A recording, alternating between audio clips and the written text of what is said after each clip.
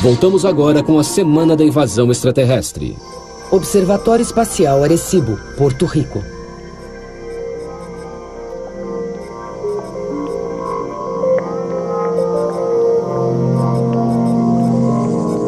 Se encontros com criaturas extraterrestres no Brasil parece perturbador, relatos até mais bizarros têm emergido da ilha caribenha de Porto Rico. Instalado nas profundezas de um vale, o Observatório Espacial Arecibo tem tentado se comunicar com as profundezas do espaço nos últimos 30 anos. É alarmante, mas ele pode não só ter recebido uma resposta, mas uma visita pessoal. Nos últimos 2 anos, Porto Rico tem sido aterrorizada por uma criatura conhecida como chupa-cabra, assim chamada porque drena o sangue de suas vítimas.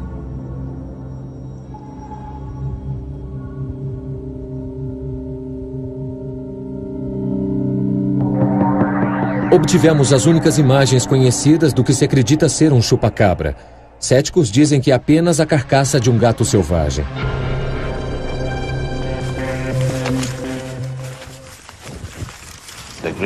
Tinha uns 90 centímetros de altura, pernas magras, asas grandes.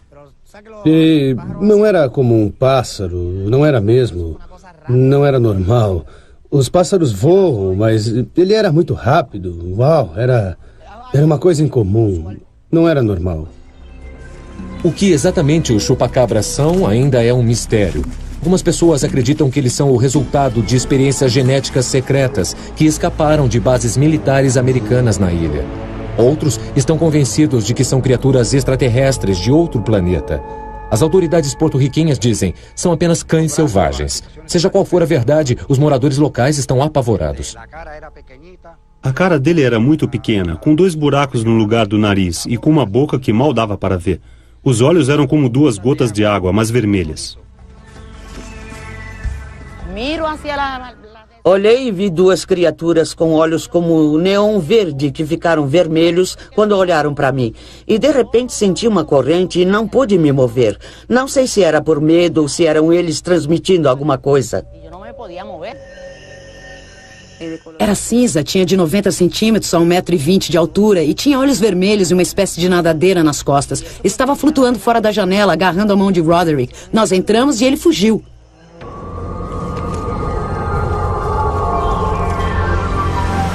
Jorge Martin é muito conhecido nessa pequena ilha. Ele vem pesquisando o fenômeno do chupacabra há mais de 2 anos. Eles andam em 2 pernas, eretos. E tem aqueles estranhos espinhos, ou remiges, ou o que quer que seja, que vai da parte de trás da cabeça até a região lombar, e que mudam de cor. Quando eles respiram muito rápido, ficam luminosos e começam a fazer um som muito baixo. E, de algum modo, isso parece impelir essas criaturas a saírem voando.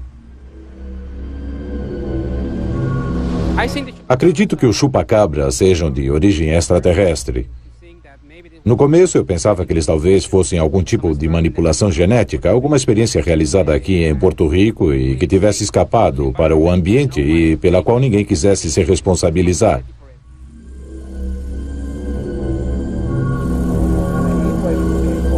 Mas, quando começamos a ter mais e mais relatos de testemunhas sérias e confiáveis em toda Porto Rico, que diziam ter visto essas criaturas junto com OVNIs e com seres humanoides extraterrestres sendo transpostas para dentro dessa nave, etc., eu mudei de ideia. Uma testemunha, o senhor Jesus Sanches, afirma ter estado perto de um deles e o acertou com o seu machete, depois dele ter atacado seus coelhos.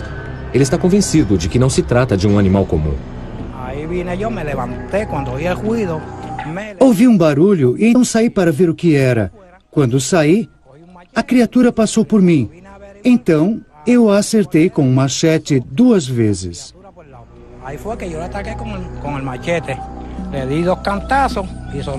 Ele fez um som oco como o de um tambor. Depois disso, fugiu. Diz que quando voltou, todos os coelhos estavam mortos e o sangue tinha sido drenado de seus corpos. As marcas eram inacreditáveis. Nenhum humano teria deixado esse tipo de marca. Nem mesmo um médico deixaria o tipo de marca que a criatura deixou. Eles tinham perfurações no pescoço até as veias, como numa operação. Ninguém por aqui pode fazer isso. Pedimos para o Sr. Sanches para identificar a criatura que viu naquela noite. Nós mostramos a ele desenhos do chupacabra feitos por artistas, baseados em descrições de outras testemunhas. Esta foi a criatura que eu vi. O formato dos olhos, as unhas desse jeito e as garras nos pés. Algumas pessoas em Porto Rico dizem que são macacos, mas elas estão mentindo, porque os macacos não podem voar. Eles devem vir de outro planeta.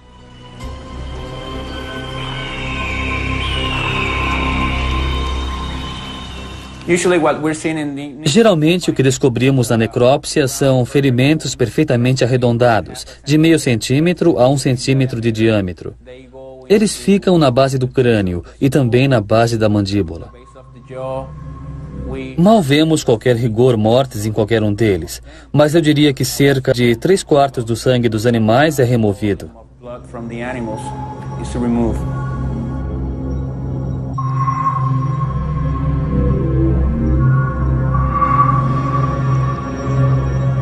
O chupacabra, quando ataca, parece que produz uma sonda com a boca.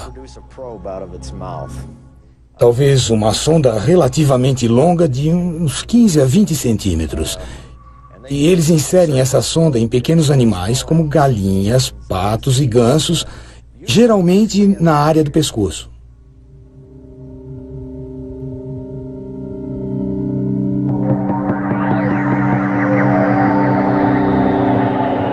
O policial Juan Colasso afirma que se encontrou frente a frente com um chupacabra numa noite.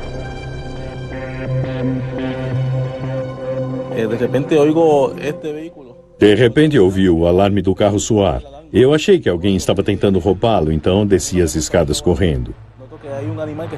E quando cheguei lá embaixo, havia um animal lutando com o meu cachorro. Quando cheguei mais perto, percebi que era um chupacabra, pois eu já tinha ouvido uma descrição dele. Então andei para trás alguns metros e atirei nele com minha arma. Quando atirei, ele se enrolou como uma minhoca e foi rolando até bater na parede. E aí ficou de pé e desapareceu em alguns segundos, incrivelmente rápido.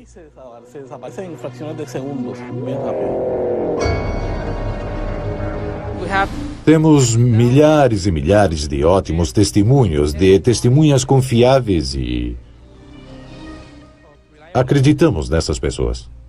Elas perderam suas criações, seu meio de vida. Elas merecem uma resposta do nosso governo.